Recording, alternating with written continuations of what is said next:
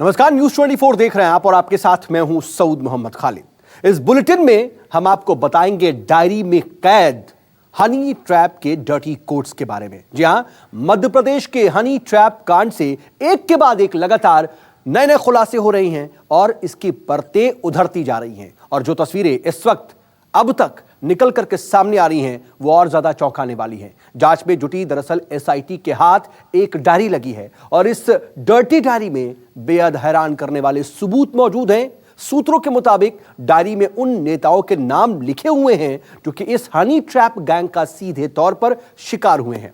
कितना पैसा दिया था, कितना बाकी था, इसकी पूरी डिटेल मौजूद है। और इसके अलावा सबसे चौंकाने वाली जानकारी जो पुलिस के हाथ लगी है वो है कोड वर्ड। अपने शिकार को फंसाने के लिए ये कातिल हसीनाएं खास कोड वर्ड का इस्तेमाल करती थीं।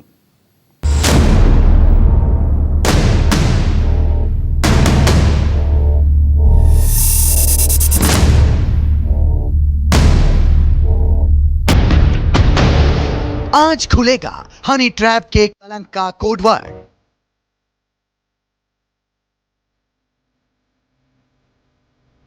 अश्लील गैंग के सीक्रेट प्लान का खुलासा।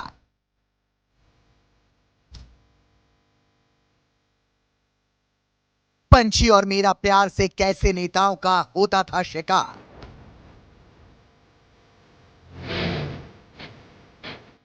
ब्यूटी ब्लैकमेलर की डर्टी डायरी से बड़ा खुलासा।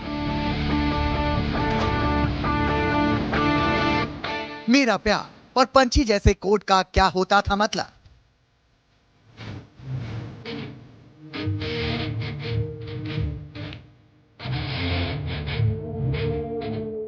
मध्य प्रदेश के गैंग ऑफ ब्यूटी ब्लैकमेलर पर जैसे जैसे जांच आगे बढ़ती जा रही है वैसे वैसे चौंकाने वाले खुलासे हो रहे हैं। कल तक ये खुलासा हुआ था कि जांच टीम को जो वीडियो और चैट हाथ लगे हैं उसे देखकर सरकारी अफसर शर्म से पानी पानी हो जा रहे हैं। किसी तरह से इनकी जांच आगे बढ़ रही है और हर रोज नए नए खुलासे हो रहे हैं।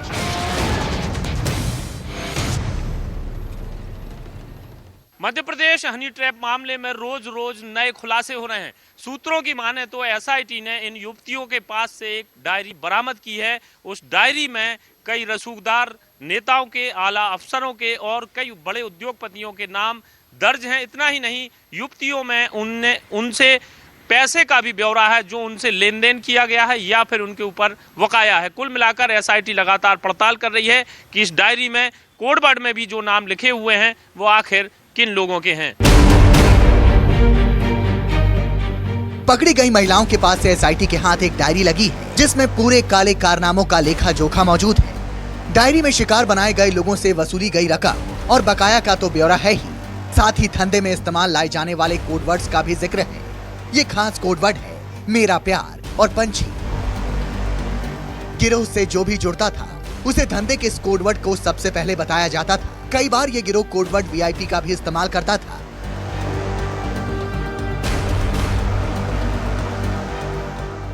सूत्रों की माने तो बरामद डायरी में कई ऐसे कोडवर्ड लिखे हैं जिसे एसआईटी और जो ट्रांसक्रिप्टर्स हैं वो भी समझ नहीं पा रहे हैं। कोडवर्ड में पंछी, मेरा प्यार और वीआईपी जैसे कोडवर्ड का इस्तेमाल किया गया है। लेकिन अभी जो खबर मिल रही है, पंछी से मतलब ये है कि जो बहुत रसूखदार है, जो बहुत पैसे वाला है। मेरा प्यार यानी जिससे मीठी मीठी बातें करके अपने हुस्न के जाल में फंसाया जा रहा है। और वीआईपी जिसका आशय ये है कि जो बड़ा नेता है या फिर कोई आला अफसर है। कुल मिलाकर एसआईटी लगातार पड़ताल कर रही है। तीसरी बार मध्य प्रदेश में एसआईटी गठित की गई है और मामले में अब किन लोगों के नाम आएंगे इस बात पर लगातार तफ्तीश की जा रही है। पुलिस के हाथ लगी काले कारनामे की इस डायरी के हर पन्ने पर पाप कथा लिखी हुई है। ज्यादातर पाप कथा कोडवर्ड में है। इस ब्लैकमेलर ब्यूटी गैंग के कोडवर्ड थे पंछी और मेरा प्यार। इन कोडवर्डों के साथ मुस्कुराते चेहरे और मोहब्बत के तीर वाले दिल का निशान भी डायरी में बना हुआ है। इसके अलावा किसी व्यक्ति से कितनी रकम मिली और कितना बकाया है इसका भी सिलसिलेवार ब्यौरा है। इन पन्नों से एक बात और साबित होती है कि एक व्यक्ति को शिकार बनाने में किस किस की भूमिका रही और वसूली गई रकम में उसकी हिस्सेदारी कितनी प्रतिशत की रही। एसआईटी से जुड़े सूत्रों ने बताया कि पंछी कोडवर्ड का इस्तेमाल उस शख्स के लिए किया जाता था जो आसामी यानी अमीर शख्स होता था और जिससे या तो बड़ी रकम ली जा चुकी होती थी या बकाया होता था। ये कोडवर्ड बोलते ही गैंग की हर सदस्य समझ जाती थी। इसके साथ ही गिरोह की सबसे कम उम्र की युवती के द्वारा जाल में फंसाए गए लोगों के लिए मेरा प्यार कोडवर्ड को इस्तेमाल में लाया जाता था। आपको बता दें कि पहले दिन से ही खुलासा हो रहा है कि ये गैंग बेहद हाई प्रोफाइल था। इसमें एमपी और छत्तीसगढ़ के नेता भी शिकार बने। डायरी के पन्ने बताते हैं कि बड़े नेताओं को वीआईपी कोडवर्ड की श्रेणी में रखा जाता था। यही 3 कोडवर्ड थे जो इस धंधे में धड़ल्ले से इस्तेमाल हो रहे थे और सिवा गैंग के सदस्यों के किसी और को पता नहीं होता था। एसआईटी सूत्रों के मुताबिक डायरी में एक एनजीओ का भी जिक्र है। ये डायरी भी उसी महिला के पास से मिली है जिसका पति एनजीओ चलाता है। डायरी की लिखावट उसी महिला की है या किसी और की, ये अभी स्पष्ट नहीं हो पाया है। एसआईटी का कहना है कि हस्तलिपि विशेषज्ञ या फॉरेंसिक जांच से ये साफ हो जाएगा। जांच को अंजाम तक पहुंचाने के लिए इन लोगों की मदद भी ली जा रही है। डर्टी डायरी के हर पन्ने पर पाप की कथा लिखी हुई है। सिर्फ कोडवर्ड ही नहीं बल्कि इन ब्यूटी ब्लैकमेलर के शिकार नेताओं के नाम भी हैं। डायरी में मध्य प्रदेश में जिम्मेदार पद पर रहे एक नेता का नाम है जो अब दिल्ली में बड़ी जिम्मेदारी संभाल रहे हैं। इसके अलावा कई पूर्व मंत्रियों और पूर्व सांसदों के नाम हैं। पुलिस इनके नाम नहीं बता रही है, लेकिन जो भी इसमें शामिल हो रहा है उसकी सांसें जरूर अटकी हुई है।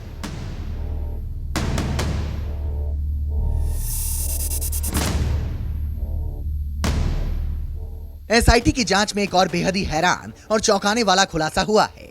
खुलासा ये कि हनी ट्रैप गैंग में शामिल ये हसीनाएं अफसरों और नेताओं के फोन भी टैप करती थीं।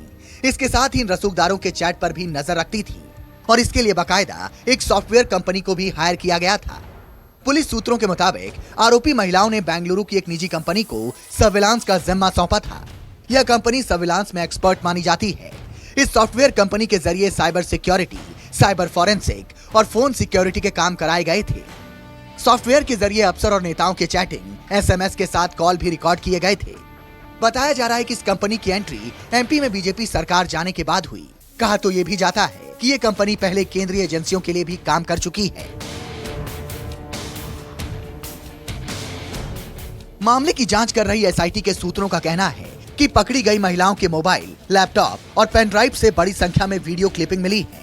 क्लिपिंग की 4000 से ज्यादा फाइलें हाथ लगी हैं और कुछ तस्वीरें और ऑडियो क्लिप भी बरामद हुए हैं।